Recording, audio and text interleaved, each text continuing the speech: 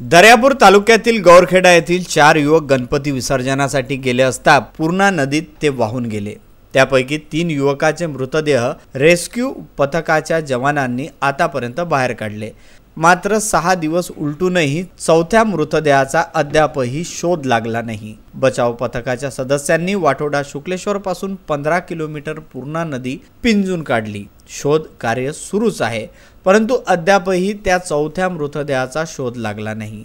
जिल्हा बचाव पथकाच्या मदतीला प्रशासनाने नागपूर येथील SDRFच्या पथकाला पाचारण केले। या पथकानेही घटनास्थळी जाऊन मृतदेह शोधण्याचा प्रयत्न केला।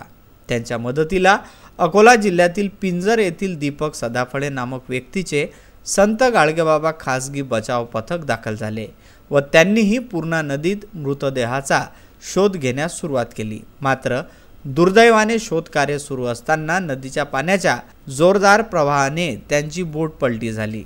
सुदैवाने कुठलीही जीवितहानी झाली नाही।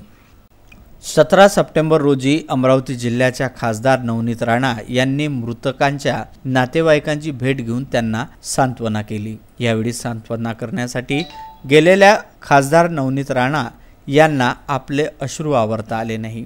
खासदार नवनीत राणा यांच्या हस्ते 4 लाख रुपयाचा चेक मृतकांच्या नातेवाईकांना देण्यात आला। मृतकांचे म्हणणे ऐकताच नवनीत राणा यांच्या डोळ्यात सुद्धा पाणी आले। यावेळी आमदार रमेश बुंदिले तथा प्रशासकीय अधिकारी, उपविभागीय अधिकारी, तहसीलदार, जिल्हा परिषद आरोग्य सभापती बळवंत वानखडे आदी उपस्थित होते। अंजनगाव सुरजीवरून नासिर शाह यांचा हा वृत्तांत।